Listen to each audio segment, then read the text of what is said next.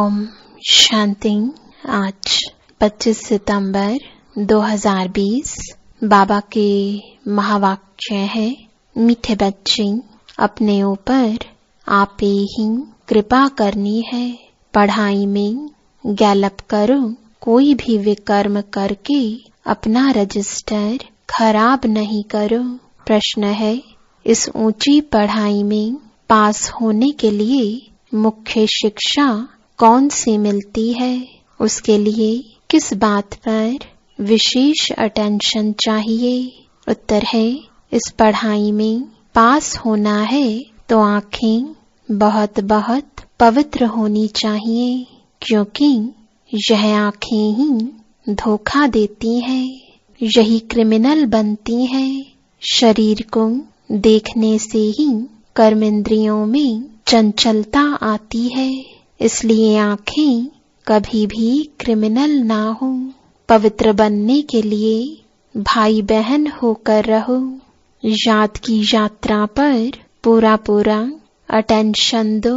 गीत है, धीरज धर मनुआ धीरज धर, तेरे सुख के भरे दिन आएंगे। धीरज धर मनुआ धीरज धर, तेरे सुख के भरे दिन आएंगे। तकदीर का सूरज चमकेगा, गम के बादल हट जाएंगे। धीरज धर मनुआ धीरज धर। ओम शांति। किसने कहा? बेहद के बाप ने बेहद के बच्चों को कहा। जैसे कोई मनुष्य बीमारी में होता है तो उनको आथत दिया जाता है कि धीरज धरो, तुम्हारे सब दुख दूर हो जाएंगे। उनको खुशी में लाने के लिए आथत दिया जाता है। अब वह तो है हद की बातें, यह है बेहद की बात। इनके कितने ढेर बच्चे होंगे, सबको दुख से छुड़ाना है, यह भी तुम बच्चे ही जानते हो। तुमको भूलना नहीं चाहिए। बाप आए हैं सर्व की सदगति करने, सर्व का सदगति दाता है, तो इसका मतलब सभी दुर्गति में है। सारी दुनिया के मनुष्य मात्र, उनमें भी खास भारत आम दुनिया कहा जाता है। खास तुम सुख धाम में जाएंगे, बाकी सब शांति धाम में चले जाएंगे। बुद्धि में आता है बरोबर हम सुख धाम में थे तो और धर्म वाले शांति धाम में थे। बाबा आया था, भारत को सुख धाम बनाया था, तो एडवर्टाइजमेंट भी ऐसी करनी चाहिए। समझाना है, हर 5000 वर्ष बाद निराकार शिव बाबा आते हैं। वह सभी का बाप है, बाकी सब ब्रदर्स हैं। ब्रदर्स ही पुरुषार्थ करते हैं फादर से वर्षा लेने। ऐसे तो नहीं, फादर्स पुरुषार्थ करते हैं। सब फादर्स हों तो फिर वर्षा किससे लेंगे? क्या ब्रदर्स से? यह हो ना सके। अभी तुम समझते हो, यह तो बहुत सहज बात है। सतयुग में एक ही देवी देवता धर्म होता है, बाकी सब आत्माएं मुक्ति धाम में चली जाती हैं। वर्ल्ड की हिस्ट्री ज्योग्राफी रिपीट कहते हैं, तो जरूर एक ही हिस्ट्री ज्योग्राफी है जो रिपीट होती है। कलयुग के बाद फिर सतयुग होगा, दोनों के बीच में फिर संगम युग भी जरूर होगा। इसको कहा जाता है सुप्रीम पुरुषोत्तम कल्याणकारी युग। अभी तुम्हारी बुद्धि का ताला खुला है तो समझते हो, यह तो बहुत सहज बात है। नई दुनिया और पुरानी दुनिया, पुराने झाड़ में जरूर बहुत पत्ते होंगे, नए झाड़ में थोड़े पत्ते होंगे। वह है सतो प्रधान दुनिया। इनको तमो प्रधान कहेंगे। तुम्हारा भी नंबरवार पुरुषार्थ अनुसार बुद्धि का ताला खुला है, क्योंकि सब यथार्थ रीति बाप को याद नहीं करते हैं तो धारणा भी नहीं होती है। बाप तो पुरुषार्थ कराते हैं परंतु तकदीर में नहीं है। ड्रामा अनुसार जो अच्छी रीति पढ़ेंगे पढ़ाएंगे बाप के मददगार बनेंगे, हर हालत में ऊंच पद वही पाएंगे। स्कूल में स्टूडेंट भी समझते हैं हम कितने मार्क्स से पास होंगे। तीव्र वेगी जोर से पुरुषार्थ करते हैं। ट्यूशन के लिए टीचर रखते हैं कि कैसे भी करके पास होवें। यहाँ भी बहुत गैलप करना है, अपने ऊपर कृपा करनी है। बाबा से अगर कोई पूछे अब शरीर छूटे तो इस हालत में क्या पद पाएंगे, तो बाबा झट बताएंगे। यह तो बहुत सहज समझने की बात है। जैसे हद के स्टूडेंट समझते हैं, बेहद के स्टूडेंट भी समझ सकते हैं, बुद्धि से समझ सकते हैं। हमसे घड़ी घड़ी यह भूलें होती हैं, विकर्म होता है। रजिस्टर खराब होगा तो रिजल्ट भी ऐसी निकलेगी। हर एक अपना रजिस्टर रखे। यूं तो ड्रामा अनुसार सब नोंद हो ही जाती है। खुद भी समझते हैं हमारा रजिस्टर तो बहुत खराब है। न समझ सके तो बाबा बता सकते हैं। स्कूल में रजिस्टर आदि सब रखा जाता है। इनका तो दुनिया में किसको पता नहीं है। नाम है गीता पाठशाला, वेद पाठशाला कभी नहीं कहेंगे। वेद, उपनिषद, ग्रंथ आदि किसकी भी पाठशाला नहीं कहेंगे। पाठशाला में एम ऑब्जेक्ट है, हम भविष्य में यह बनेंगे। कोई वेद शास्त्र बहुत पढ़ते हैं तो उनको भी टाइटल मिलता है, कमाई भी होती है। कोई कोई तो बहुत कमाई करते हैं परंतु वह कोई अविनाशी कमाई नहीं है, साथ नहीं चलती है। यह सच्ची कमाई साथ चलनी है, बाकी सब खत्म हो जाती है। तुम बच्चे जानते हो हम बहुत बहुत कमाई कर रहे हैं, हम विश्व के मालिक बन सकते हैं। सूर्यवंशी डिनाइस्टी है तो जरूर बच्चे तख्त पर बैठेंगे, बहुत ऊंच पद है। तुमको स्वप्न में भी नहीं था कि हम पुरुषार्थ कर राज्य पद पाएंगे। इसको कहा जाता है राजयोग। वह होता है बैरिस्ट्री योग, डॉक्टरी योग। पढ़ाई और पढ़ाने वाला याद रहता है। यहाँ भी यह है सहज याद, याद में ही मेहनत है। अपने को देही अभिमानी समझना पड़े, आत्मा में ही संस्कार भरते हैं।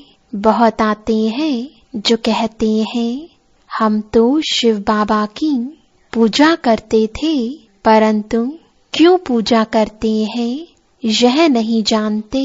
शिव को ही बाबा कहते हैं और किसको बाबा नहीं कहेंगे।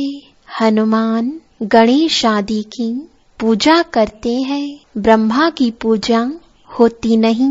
अजमेर में भल मंदिर है, वहाँ के थोड़े ब्राह्मण लोग पूजा करते होंगे, बाकी गायन आदि कुछ नहीं।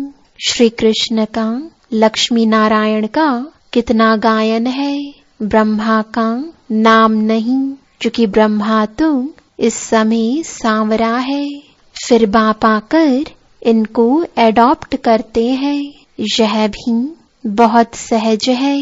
तो बाप बच्चों को भिन्न भिन्न प्रकार से समझाते हैं, बुद्धि में यह रहे शिव बाबा हमको सुना रहे हैं, वह बाप भी है, टीचर गुरु भी है। शिव बाबा ज्ञान का सागर हमको पढ़ाते हैं। अभी तुम बच्चे त्रिकालदर्शी बने हो। ज्ञान का तीसरा नेत्र तुमको मिलता है। यह भी तुम समझते हो, आत्मा अविनाशी है। आत्माओं का बाप भी अविनाशी है। यह भी दुनिया में कोई नहीं जानते। वह तो सब पुकारते ही है, बाबा हमको पतित से पावन बनाओ। ऐसे नहीं कहते कि वर्ल्ड की हिस्ट्री ज्योग्राफी आकर सुनाओ। यह तो बाप खुद आकर सुनाते हैं। पतित से पावन, फिर पावन से पतित कैसे बनेंगे? हिस्ट्री रिपीट कैसे होगी, वह भी बताते हैं। 84 का चक्र है। हम पतित क्यों बने हैं, फिर पावन बन कहाँ जाने चाहते हैं? मनुष्य तो सन्यासी आदि के पास जाकर कहेंगे, मन की शांति कैसे हो? ऐसे नहीं कहेंगे, हम संपूर्ण निर्विकारी पावन कैसे बने? यह कहने में लज्जा आती है। अभी बाप ने समझाया है, तुम सब भक्तियां हो, मैं हूँ भगवान। ब्राइड ग्रूम तुम हो, ब्राइड्स तुम सब मुझे याद करते हो। मैं मुसाफिर बहुत ब्यूटीफुल हूँ। सारी दुनिया के मनुष्य मात्र को खूबसूरत बनाता हूँ। वंडर ऑफ वर्ल्ड स्वर्ग ही होता है। यहाँ 7 वंडर्स गिनते हैं, वहाँ तो वंडर ऑफ वर्ल्ड एक ही स्वर्ग है। बाप भी एक, स्वर्ग भी एक, जिसको सभी मनुष्य मात्र याद करते हैं। यहाँ तो कुछ भी वंडर है नहीं। तुम बच्चों के अंदर धीरज है कि अब सुख के दिन आ रहे हैं। तुम समझते हो इस पुरानी दुनिया का विनाश हो, तब तो राजाई मिले स्वर्ग की। अभी अजन राजाई स्थापन नहीं हुई है। हाँ, प्रजा बनती जाती है। बच्चे आपस में राय करते हैं, सर्विस की वृद्धि कैसे हो, सबको पैगाम कैसे देवें। बाप आदि सनातन देवी देवता धर्म की स्थापना करते हैं, बाकी सबका विनाश कराते हैं। ऐसे बाप को याद करना चाहिए ना, जो बाप हमको राज तिलक का हकदार बनाए, बाकी सबका विनाश करा देते हैं। नेचुरल कैलेमिटीज भी ड्रामा में नोंधी हुई है। इस बगैर दुनिया का विनाश हो नहीं सकता। बाप कहते हैं, अभी तुम्हारा इम्तिहान बहुत नजदीक है। मृत्युलोक से अमरलोक ट्रांसफर होना है। जितना अच्छी रीति पढ़ेंगे पढ़ाएंगे, उतना ऊंच पद पाएंगे, क्योंकि प्रजा अपनी बनाते हो। पुरुषार्थ कर सबका कल्याण करना चाहिए। चैरिटी बिगिंस एट होम, यह कायदा है।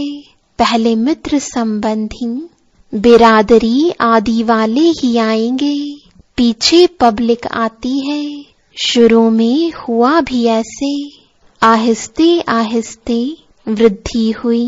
फिर बच्चों के रहने के लिए बड़ा मकान बना, जिसको ओम निवास कहते थे।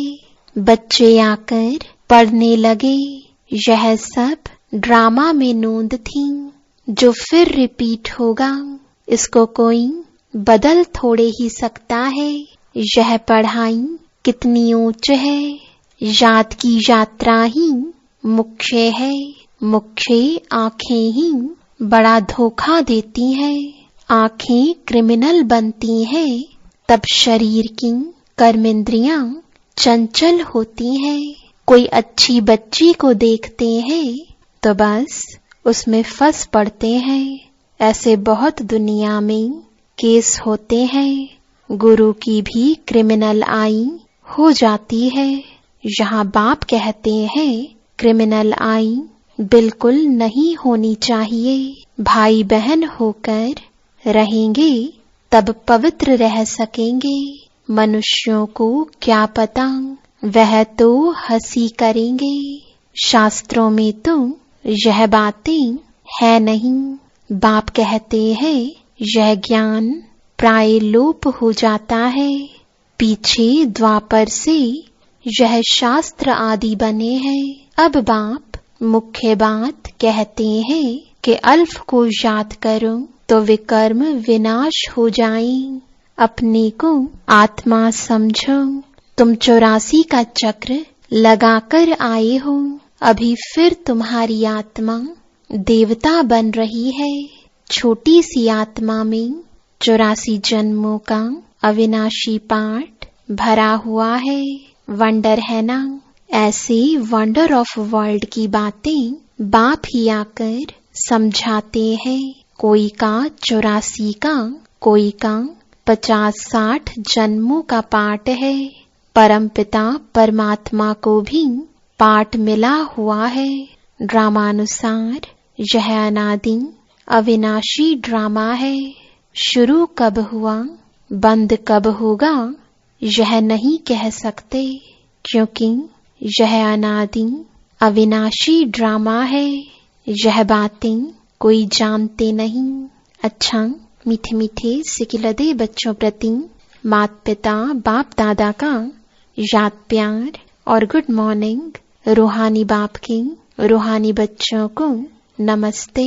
रूहानी बच्चों की रूहानी बाप दादा को गुड मॉर्निंग और नमस्ते। धारणा के लिए मुख्य सार है। पहला, अभी इम्तिहान का समय बहुत नजदीक है, इसलिए पुरुषार्थ कर अपना और सर्व का कल्याण करना है। पढ़ना और पढ़ाना है। Charity begins at home. दूसरा, देही अभिमानी बन अविनाशी सच्ची कमाई जमा करनी है। अपना रजिस्टर रखना है। कोई भी ऐसा विकर्म ना हो जिससे रजिस्टर खराब हो जाए। वरदान है निमित्तपन की स्मृति से माया का गेट बंद करने वाले डबल लाइट भव। जो सदा स्वयं को निमित्त समझकर चलते हैं, उन्हें डबल लाइट स्थिति का स्वतः अनुभव होता है। करन करावनहार करा रहे हैं, मैं निमित्त हूँ, इसी स्मृति से सफलता होती है। मैंपन आया अर्थात माया का गेट खुला। निमित्त समझा अर्थात माया का गेट बंद हुआ। तो निमित्त समझने से माया जीत भी बन जाते और डबल लाइट भी बन जाते। साथ साथ सफलता भी अवश्य मिलती है।